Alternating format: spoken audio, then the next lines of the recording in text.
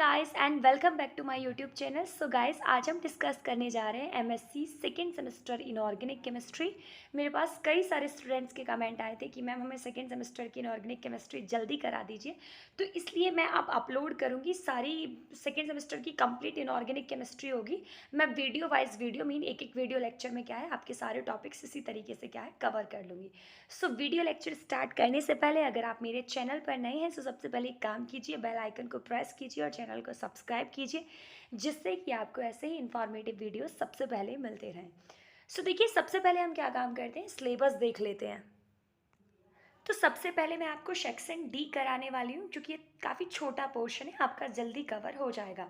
तो इसमें जो आपका टॉपिक है मेटल पाई कॉम्प्लेक्स, इसमें थोड़े से ही टॉपिक है। इसमें क्या है आपको metal carbonyl structure and bonding, vibrational spectra of metal carbonyl for bonding and structure एलुसिडेशन।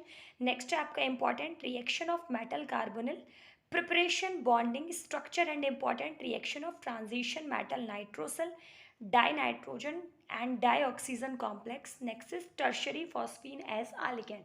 तो ये है आपके टॉपिक्स। तो आज हम जो डिस्कस करने वाले हैं वो हमारा पोर्शन रहेगा metal carbonyl and structures and bondings. तो टॉपिक स्टार्ट करने से पहले सब, क्योंकि आपकी जो यूनिट है, यूनिट का नाम है मेटल पाई कॉम्प्लेक्स, तो सबसे पहले मैं आपको मेटल पाई कॉम्प्लेक्स एक्सप्लेन कर देती हूँ। देखिए, मेटल पाई कॉम्प्लेक्स को हम पाई एसिड लिगेंड और पाई एसिड कॉम्प्लेक्स के नाम से भी जानते हैं। ये ऐसे कॉम्प्लेक्स होते हैं, मीन ऐसे लिगेंड जिनके पास आपके फिल्ड ऑर्बिटल, मीन दो ऑर्बिटल फिल्ड हो, जिन ऑर्बिटल फिल्ड ऑर्बिटल को हम डोनर ऑर्बिटल बोलते हैं, और इनके पास एम्प्टी पाई ऑर्बिटल भी हो, जिन्हें हम असेप्टर ऑर्बिटल बोलते हैं। तो ऐसे क्या है लिगेंड जिनके पास क्या है आपके फिल्ड और एम्प्टी दोनों तरीके के ऑर्बिटल हो, तो उन्हें हम क्या बोलते हैं, आपके पाई एसिड्स के नाम से जानते हैं। ओके, नेक्स्ट ने हम पाई असेप्टर या फिर पाई बॉन्डिंग लिगेंड के नाम से भी पूछा जा सकता है। आप कंफ्यूज ना हो तो इसके एग्जाम्पल हैं CONO CNR उसके बाद आप ये याद रखें, ये लिगेंड जब ट्रांजिशन मेटल के साथ कंबाइन होंगे तो अपनी लो ऑक्सीडेशन स्टेट में कंबाइन होंगे। लो ऑक्सीडेशन स्टेट मतलब -1 0 और +1। कोशिश करेंगे ये इसी ऑक्सीडेशन स्टेट में क्या है मेटल के साथ अटैच हो। वो रीज़न ये है क्योंकि इन ऑक्सीडेशन स्टेट में इनकी इलेक्ट्रॉन चार्ज डेंसिटी क्या है हायर होती है, और जिससे क्या है ये ईजिली पाई एसिड कॉम्प्लेक्स क्या है आपके फॉर्म कर लेते हैं। इन कॉम्प्लेक्सेस के पास क्या है इलेक्ट्रॉन का ट्रांजिशन आपका क्या है लिगेंड से मेटल और मेटल से लिगेंड दोनों तरीके से हो सकता है। आपने नाम सुना होगा सिनर्जिक बॉन्ड, ठीक है, तो वो सिनर्जिक बॉन्ड यही होता है, मीन दो तरीके से क्या है इलेक्ट्रॉन का ट्रांजिशन हो। एक बार इलेक्ट्रॉन का ट्रांजिशन लिगेंड अपने इलेक्ट्रॉन क्या है मेटल को देगा, जब ऐसा होगा तो उसे हम सिग्मा बॉन्ड बोलते हैं, और जब मेटल अपने इलेक्ट्रॉन्स लिगेंड को देगा तो तब क्या है आपका पाई बॉन्ड बनता है। मीन जब दोनों क्या है आपके इलेक्ट्रॉन्स का ट्रांजिशन करने के लिए कैपेबल हो, तो वहाँ पर जो बॉन्ड फॉर्म होता है उसे हम क्या बोलते हैं सिनर्जिक बॉन्ड बोलते हैं। उसके बाद हमें देखना है कार्बोनिल। तो देखिए, कार्बोनिल मतलब जो कार्बन मोनोऑक्साइड होता है उसके पास एक स्पेशल प्रॉपर्टी होती है। कार्बन क्या करता है, जब मीन बॉन्ड बनेगा ना कार्बन कार्बोनिल और मेटल के बीच में, तो कार्बन क्या करेगा अपने दोनों के दोनों इलेक्ट्रॉन क्या है मेटल को दे देगा। तो अगर इस तरीके से बॉन्ड दिया जाता है तो उसे हम क्या बोलते हैं डेटिव बॉन्ड बोलते हैं। तो यहाँ पर दिखाया है डेटिव बॉन्ड की फॉर्मेशन। तो जब कार्बोनिल क्या है या फिर कार्बन मोनोऑक्साइड आपका मेटल के साथ अटैच हो तो उसे हम मेटेलिक कार्बोनिल बोलते हैं। इसका एक सिंपल फॉर्मूला है MXCO का होल वाई। यहाँ पर क्या है मेटल भी आपके कितने हो सकते हैं और लिगेंड भी आपके वेरी कर सकते हैं।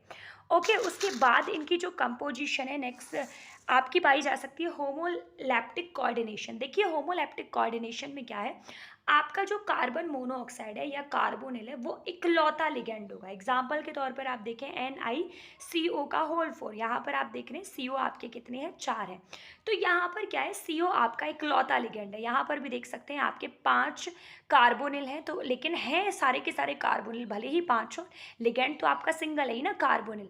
यहाँ पर आप देख रहे हैं आपके 6 CO हैं, तो CO के अलावा और कोई लिगेंड नहीं है। अगर ऐसी सिचुएशन हो तो उसे हम क्या बोलते हैं होमोलैप्टिक। ओके, उसके बाद आप होमोलैप्टिक में शेप देख सकते हैं, जैसे ये NiCO का होल 4 CO का होल 4 है तो इसकी टेट्राहेड्रल है, FeCO का होल 5 इसकी ट्राइगोनल, बाइपिरामिडल और CrCO का होल 6 की क्या है, ऑक्टाहेड्रल है। ये ज़रूरी नहीं है आपके सिंपल इसी मैनर में अटैच हो, इसमें क्या है आपके एक से ज़्यादा, ऊपर वाले में आपने देखा एक मेटल है, इसमें ऐसा ज़रूरी नहीं है हमेशा एक मेटल हो, एक से ज़्यादा मेटल भी हो सकता है। उसके बाद आप देखेंगे यहाँ पर सिनर्जिक इफेक्ट या फिर सिनर्जिक बॉन्डिंग के नाम से शो कर रखा है, तो वह मैं आपको ऑलरेडी एक्सप्लेन कर चुकी हूँ। उसके बाद हम देखेंगे इनका क्लासिफिकेशन। तो देखिए इनका जो क्लासिफिकेशन था सबसे पहले हेबर नाम के साइंटिस्ट ने किया। उन्होंने बताया मेटल जो मेटल है वो, सॉरी, जो आपका कार्बोनिल है वो जनरली आपका 8th 9th और 10th ग्रुप के साथ मिलकर क्या है मेटल कार्बोनिल कॉम्प्लेक्स बनाता है। 6th 7th में चांसेस क्या है आपके कम होते हैं। तो क्लासिफिकेशन में सबसे पहला पार्ट है मोनोमेरिक कार्बोनिल। मोनोमेरिक कार्बोनिल में आपका क्या है जो मेटल होगा वो मेटल आपका क्या है सिंगल होगा। एग्जाम्पल के तौर पर आप देख रहे हैं यहाँ पर क्रोमियम आपका इकलौता मेटल है, आयरन इकलौता मेटल है, निकल आयरन इकलौता मेटल है।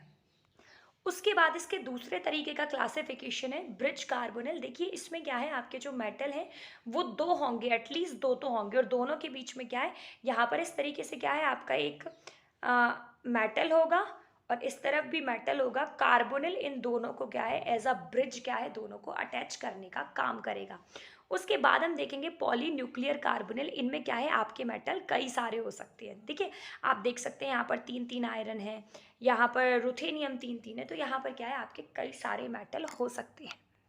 उसके बाद हम देखेंगे मेथड ऑफ प्रिपरेशन। इसमें सबसे पहला मेथड है डायरेक्ट कॉम्बिनेशन। आपको करना क्या है मेटल लेना है, कार्बोनिल लेना है, टेम्परेचर और प्रेशर प्रेफर देना है, तो आपकी अटैच हो जाएंगे। जैसे आप याद रखें Ni है, अगर आप 4CO लेकर आएंगे 40 डिग्री सेल्सियस पर तो आपका क्या बनेगा NiCO का होल 4। वैसे ही आयरन है, आप क्या कार्बोनिल लेकर आ रहे हैं, टेम्परेचर थोड़ा देखें यहाँ पर 200 डिग्री सेल्सियस है और प्रेशर आपका कितना है 100 ATM, तो आपका कितना बनेगा FeCO का होल 5। लेकिन अगर आप यहाँ पर कोबाल्ट लेते हैं और आप CO का होल 8 बना रहे हैं तो यहाँ पर आपको टेम्परेचर 200 डिग्री सेल्सियस और 100 ATM लेना पड़ेगा। ओके, तो इस तरीके से आप देख सकते हैं निकल आपका थोड़ा ज़्यादा रिएक्टिव था, उसने कम टेम्परेचर पर रिएक्शन की। उसके बाद आपका आयरन थोड़ा ज़्यादा टेम्परेचर चाहिए और कोबाल्ट को काफ़ी टेम्परेचर चाहिए। अगर आप चाह रहे हैं आपकी जो रिएक्शन है ये 200 डिग्री सेल्सियस और 100 ATM, क्योंकि इतना मेंटेन करना काफ़ी मुश्किल हो जाता है, अगर आप चाह रहे हैं कि हमारी ईजिली हो जाए तो उसके लिए हम H2S को एज अ कैटेलिस्ट यूज़ कर सकते हैं। तो आप देख रहे हैं कि रिएक्शन हमारी 25 ATM पर ही हो जाएगी। उसके बाद आपकी नेक्स्ट प्रिपरेशन है, आपके पास कोई भी सॉल्ट होगा, आप क्या करेंगे कार्बोनिल लेकर आएंगे और कार्बोनिल क्या करेगा उस दूसरे लिगैंड को रिप्लेस कर देगा। जैसे आप देख पा रहे हैं यहाँ पर क्या है कार्बोनिल साइनाइड को रिप्लेस करेगा और यहाँ पर आपका कार्बोनिल आ गया। इसी तरीके से आपको कई सारी रिएक्शंस दिख रही हैं, आप जो भी चाहें वो आप यूज़ कर सकते हैं अपने एग्जाम में। उसके बाद नेक्स्ट प्रिपरेशन है सिंथेसिस फ्रॉम मोनोमेरिक कार्बोनिल। अगर आपको क्या है डाईमेरिक कार्बोनिल बनाने हैं तो आप मोनोमेरिक कार्बोनिल लेंगे, उसे यूवी लाइट देंगे तो वो आपका डाईमेरिक में कन्वर्ट हो जाएगा। देखें यहाँ पर आयरन 1 है और यहाँ पर आयरन कितने हैं आपके 2 हैं। उसके बाद क्या है आप जो प्रिपेयर करेंगे वो प्रिपेयर आप कर सकते हैं मेटल हैलाइड के साथ। आप देख रहे हैं यहाँ पर मेटल हैलाइड है, आप इस पर कार्बोनिल लेकर आएंगे तो जो कार्बोनिल क्या करेगा मेटल हैलाइड को कंप्लीट तरीके से रिप्लेस नहीं करेगा, क्योंकि आपको प्रोडक्ट में X भी दिख रहा है, लेकिन यहाँ पर कार्बोनिल भी क्या है इसके साइड में आकर अटैच हो जाएगा। उसके बाद हम देखेंगे इनकी जनरल प्रॉपर्टीज़। तो अगर हम मोनोमेरिक मेटल कार्बोनिल की बात करें वो आपके कलरलेस होते हैं, लेकिन जब वो पॉलीमेरिक फॉर्म में आ जाते हैं तो वो कलर्ड हो जाते हैं और प्लस में क्या है आपके अनस्टेबल होते हैं। नेक्स्ट है ये आपके पुअर कंडक्टर ऑफ इलेक्ट्रिसिटी होते हैं, प्लस में डायमैग्नेटिक होते हैं और ये आपके ऑर्गेनिक सॉल्वेंट में क्या है सॉल्युबल होते हैं। उसके बाद क्या है ये रिएक्टिव होते हैं ऑक्सीजन और एयर के लिए। और नेक्स्ट अगर आप देखें इनका ऑक्सीडेशन तो क्या है अगर मेटल कार्बोनिल को आप ऑक्सीडाइज करें एयर में तो क्या होगा ये आपके CO या फिर CO2 क्या है ईजिली रिमूव करेंगे। तो आप यहाँ पर देख सकते हैं यहाँ पर इसका ऑक्सीडेशन हो रहा है तो ये क्या है इसने CO रिमूव किया। ओके, तो ये क्या है आपका CO रिमूव करता है। उसके बाद आप देखें ये ऑक्सीडेटिव एडिशन रिएक्शन शो करते हैं। ऑक्सीडेटिव एडिशन रिएक्शन में क्या होगा जो आपका मेटल है उसका ऑक्सीडेशन नंबर क्या है इंक्रीज हो, प्लस में कोऑर्डिनेशन नंबर भी इंक्रीज हो, तो उसे हम क्या बोलेंगे ऑक्सीडेटिव एडिशन रिएक्शन। आप देख रहे हैं यहाँ पर इसका IR है, इसका ऑक्सीडेशन नंबर भी क्या है कम है और इसका कोऑर्डिनेशन नंबर भी क्या है 4 है। जैसे ही आप हाइड्रोजन लेकर आए इसका ऑक्सीडेशन नंबर और इसका कोऑर्डिनेशन नंबर दोनों ही क्या है आपके इंक्रीज हो गए। उसके बाद है ये आपके रिडक्टिव एलिमिनेशन रिएक्शन शो करते हैं। आप देख सकते हैं NiCO का होल 4 है, ये जस्ट ऑक्सीडेटिव एडिशन रिएक्शन के अपोजिट है। 180 डिग्री सेल्सियस पर आप इसे हीट करेंगे तो आपका कार्बोनिल अलग हो जाएगा और मेटल क्या है आपका अलग हो जाएगा। उसके बाद आपका बचता है स्ट्रक्चर ऑफ मेटल कार्बोनिल। देखिए स्ट्रक्चर ऑफ मेटल कार्बोनिल अगर मैं आपका इसी वीडियो में अपलोड करती हूँ तो वीडियो की लेंथ क्या है काफ़ी बड़ी हो जाएगी, तो अगला वीडियो लेक्चर वो मैं आपका स्ट्रक्चर ऑफ मेटल कार्बोनिल के नाम से ही अपलोड करूँगी, तो आप वहाँ से क्या है ईजिली देख सकते हैं इसे। So thank you so much friends, अगर आपको वीडियो पसंद आई है तो वीडियो को लाइक करें और चैनल को सब्सक्राइब भी करें।